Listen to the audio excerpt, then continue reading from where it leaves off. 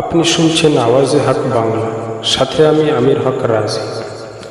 আজ আমি আপনাদের কাছে তুলে ধরব বর্তমান সমাজে মানুষের মনুষ্যত্ব ও বিবেকের আওয়াজ, যার হেডলাইন হলো বিচারের আলয় ও আলয়ের বিচার।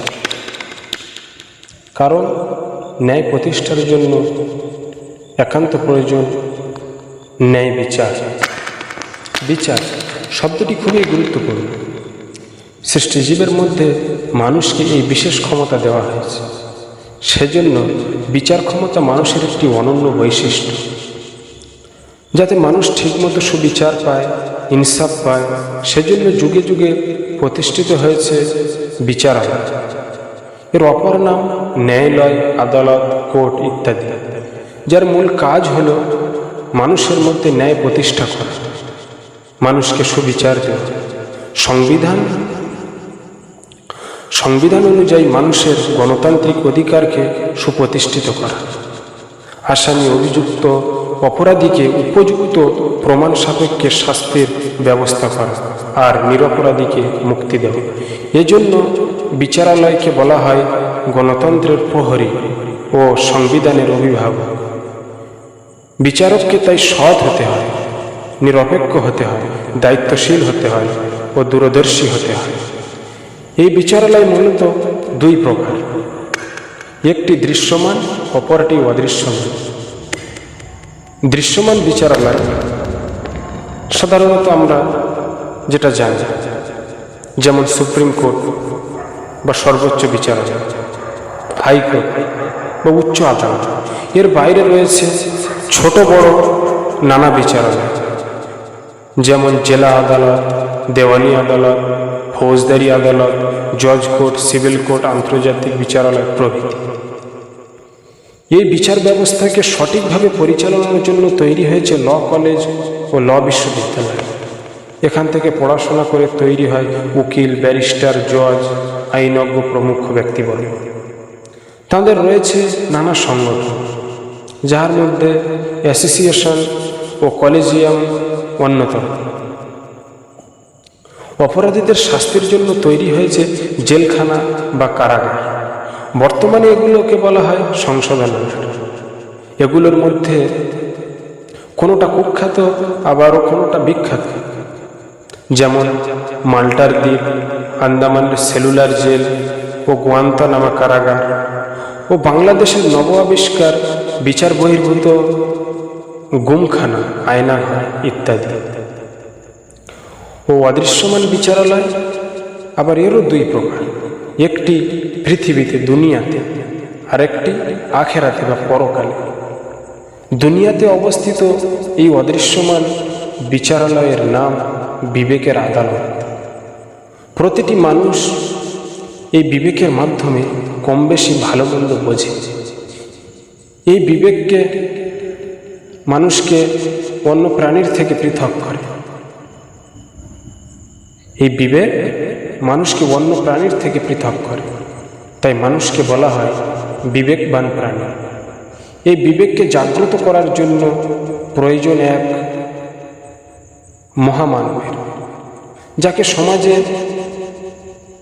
আমরা শিক্ষক নামে চিনি।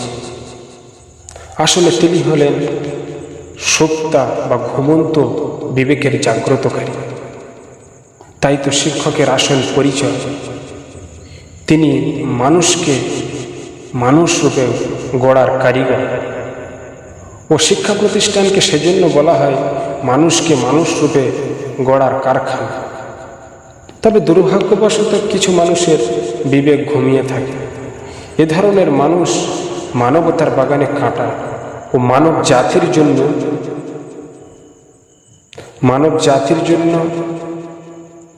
শুধু কাঁটা নয়, একটি জঘন্য জিনিস।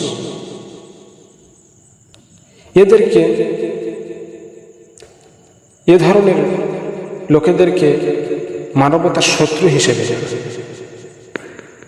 এদের পরিচিতির জন্য রয়েছে বাংলা ভাষায় পর্যাপ্ত শব্দ, যেমন চোর, ডাকাত, পকেটমার, খুনি, সন্ত্রাসী, ধর্ষক,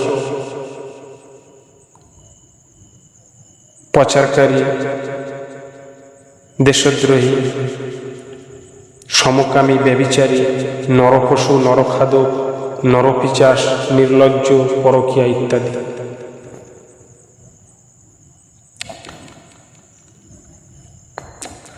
তো এবার আপনি ভাবুন, মানুষ যদি সত্যিকার অর্থে জাগ্রত বিবেক সম্পূর্ণ প্রাণী হতে পারত, তাহলে এত কোটের প্রয়োজন হতো কি? বিশ্বে এত রক্তপাত দেখা দিত কি? আজ বিশ্ব বিবেক ঘুমিয়ে আছে বলেই ইসরায়েল ফিলিস্তিনকে উন্মুক্ত কারাগারে পরিণত করতে পেরেছে। নরাধাম ও নরপশুদের শীর্ষ তালিকায় নেতানিয়াহুর নাম ইতিহাসের কালো পাতায় যুগ যুগ ধরে লেখা থাকে। বিবেকের এই আদালত জাগ্রত থাকলে শেখ মুজিবুর রহমানের কন্যা দিল্লিতে এসে আশ্রয় নিতে হতো, বিশ্ববাসীকে আয়নার ঘর দেখতে হতো, বাবরি মসজিদকে রাম মন্দির হিসাবে দেখতে হতো, বর্তমান কলকাতায় আরজিকর হাসপাতালে অমানবিক নৃশংস হত্যাকাণ্ড দেখতে হতো, বিচারের বাণীকে নির্ভীতে কাঁদতে হতো, সোশ্যাল মিডিয়া ও সংবাদপত্রের পাতায় রক্তাক্ত খবরের কুলসিত হতে হতো। একবিংশ শতাব্দীর এই সভ্য পৃথিবীর সবচেয়ে বড় লজ্জা ও ঘুমন্ত বিশ্ব বিবেক, এই একবিংশ শতাব্দীর এই সভ্য পৃথিবীর সবচেয়ে বড় লজ্জা যে মানুষের বিবেক এখনো ঘুমিয়ে আছে। আফসোস,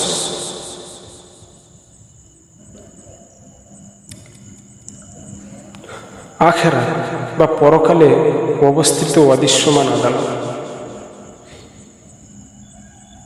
একটা আদালত আমাদের অন্তরের বিবেক, আর একটা মহান স্রষ্টার আদালত পরকালে অবস্থিত অদৃশ্যমান আদালত হলো মানব জীবনের সর্বোচ্চ ও সর্বশেষ আদালত। এটাই আসলে সুপ্রিম কোর্ট, যেখানে প্রতিটি মানুষের চুলচেরা হিসেব হবে। প্রতিটি মানুষকে বিচার দিনের প্রভুর সামনে হাজিরা দিতে হবে। কোরআনে কারিমে এর নাম দেওয়া হয়েছে মাকামে রব, যার অর্থ রবের সামনে দাঁড়ানোর স্থান, বিচারের কাঠগড়। এই সেই আদালত যেখানে বিচার করবে নাহকামুল হাকিমিন, সমস্ত বিচারকদের মহাবিচারক, মালিক ইয়াউমিদ্দিন। বিচার দিনের সামনে মানুষ সেই দিন জানতে পারবে বিচার কাকে বলে, ন্যায় কাকে বলে, ইনসাফ কাকে বলে। পৃথিবীতে যাদের ক্ষমতা থাকার সত্ত্বেও সুবিচার করে, তাদেরও এই আদালতে বিচার হয়। যারা দুনিয়াতে পৃথিবীতে সুবিচার পায়নি, তারা এই আদালতে সেই দিন সুবিচার পাবে। মানুষ সেই দিন ভয়ে থরথর করে কাঁপতে থাকবে। প্রত্যেকের মুখ দিয়ে বের হবে ইয়া নাফসি, ইয়া নাফসি, হায় আমার উপায় কি হবে, হায় আমার উপায় কি হবে। এই আদালতে কোনো পক্ষপাতী থাকবে না, আর কোনো ঘুষও চলবে না। প্রত্যেকেই নিজের ফলাফল সেই দিন দেখতে পাবে। সেটা যদি একটা সর্ষের দানা পরিমাণও পৃথিবীতে কেউ ভালো কাজ করে থাকে, সেটাও তার ফল পাবে। এবং কেউ যদি পৃথিবীতে অপরাধ করে থাকে, সেও তার ফল পাবে। এমনকি হাওয়ায় ওড়া একটা অনুপরিমাণ হলেও সে তার ফল পাবে। শেষ ফয়সালার পর কারোর মুখে ফুটে উঠবে এক সুন্দর হাসি, আর কারোর মুখে হয়ে যাবে মলিন, মুখ হয়ে যাবে কালো মলিন। অপরাধীরা সেই দিন প্রবেশ করবে জাহান্নামের জেলখানা, নরকে, আর নিরপরাধীরা প্রবেশ করবে চিরশান্তি জান্নাতে, স্বর্গে, উপভোগ করবে মুক্তির স্বাদ, স্বাধীনতার আনন্দ। এই আদালতে, এই আল্লাহর আদালতে কথা মহান বিচারক বিশ্বপ্রভু তার পাঠানো বিশ্ব মানবতার শ্রেষ্ঠ সংবিধান কোরআনে কারিমে বারবার উল্লেখ করেছে। এই ব্যাখ্যা সঠিকভাবে বোঝানোর জন্য পাঠিয়েছেন বিশ্ব মানবতার শান্তির দূত রাহমাতুল লিল আলামিন নবী করিম সাল্লাল্লাহু আলাইহি সাল্লাম, মানবতার শ্রেষ্ঠ উপহার মুহাম্মদ সাল্লাল্লাহু আলাইহি সাল্লাম, যিনি তার 63 বছর জীবনে সংবিধানকে বাস্তবায়ন করে দেখিয়েছেন যে কিভাবে সংবিধান দ্বারা আলোকিত করা যায় সমাজকে ও পাপ মুক্ত জীবন কিভাবে গঠন করতে হবে, যিনি তার 63 বছরের জীবনে পুরো পরিষ্কার করে দিয়েছেন। যে সমাজের একদিন নাম ছিল অন্ধকার সমাজ, তা তিনি পরিবর্তন করে আলোকিত সমাজ গড়ে তুলেছেন।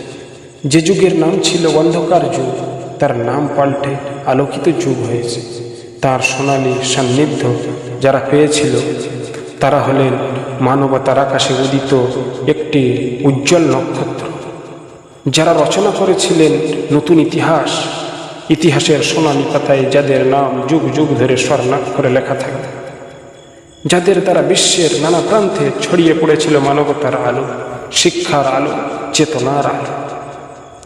অন্ধকার বিশ্বকে নতুনভাবে আলোকিত করার জন্য তিনি প্রথম যে পাঠ দিয়েছিলেন তা হলো ইকরা, পড়ো, পড়ে নিজের জীবন গড়ো। তবে সেটা বিশ্বপ্রভুর নামে। মানুষ যখন তার স্রষ্টাকে চিনবে, তার নির্দেশ অনুযায়ী চলবে, তার কাছে জবাবদিহি চিন্তা করবে, তখন আলোকিত হয়ে উঠবে, জান্নাতে যাওয়া উপযুক্ত হবে। সমগ্র মানুষ শান্তির দিকে দৌড়াবে। সমাজের পক্ষ থেকে মহান আল্লাহ তাআলা মানবতার এই শান্তির দূত ও সোনালী সান্নিধ্য পাওয়া আলোকিত মানুষের উত্তম বিনিময় প্রদান করবে। সাল্লাল্লাহু আলা নবিয়্যিনা মাওলানা মুহাম্মাদিন ওয়া আলিহি ওয়া আসহাবিহি আজমাইন, আমিন সুম্মা আমিন। অবশেষে প্রার্থনা জানাই সেই মহান স্রষ্টা পরম করুণাময় অসীম দয়ালু আল্লাহ তাআলার কাছে, যে মহান আল্লাহ তাআলা আমাদের সকলকে তার অনুগত বান্দা হয়ে দুনিয়াতে জীবনযাপন করার তৌফিক দান করুন। সম্পূর্ণ পাপ মুক্ত হয়ে তার আদালতে হাজিরি দেওয়ার তৌফিক দিন। তার ভয় ও তাকওয়া আমাদের অন্তরে জাগ্রত করে দিন, যে ভয় অন্তরে থাকলে কোনো সিসি ক্যামেরার প্রয়োজন হবে না, যে ভয় আমাদের বিবেককে করবে শানিত, জীবনকে করবে আলোকিত, সমাজকে করবে দুর্নীতিমুক্ত, দুনিয়ার আদালতকে করবে পক্ষপাত মুক্ত, আর এই পৃথিবীকে করবে অবিচার মুক্ত, আর পরিশেষে আমাদের পৌঁছে দেবে চিরস্থায়ী আদি নিবাস সবুজ জান্নাত, যেখানে থাকবে না কোনো কোলাহল, কোনো রক্তপাত, কোনো অবিচার, কোনো ফরিয়াদ, শুধু থাকবে মৃত্যুহীন জীবন আর বাধ্যকাহীন চিরযৌবন, বার্ধক্যহীন চিরযৌবন থাকে, দুঃখ কষ্ট অনাবিল শান্তির জীবন। আল্লাহ তাআলা আমাদের শোনার এবং বোঝার থেকে বেশি বেশি এটাকে বাস্তব রূপ দেওয়ার তৌফিক দান করুক। ওয়া আখিরু দাওয়ানা আলহামদুলিল্লাহি রাব্বিল আলামিন। মহান আল্লাহ বলেন, যার হক এসেছে সত্য, ওয়াজাহাকাল বাতিল, চলে গেছে মিথ্যা। ইন্নাল বাতিলা, নিশ্চয় মিথ্যা, কানা যাহুকা, চিরদিন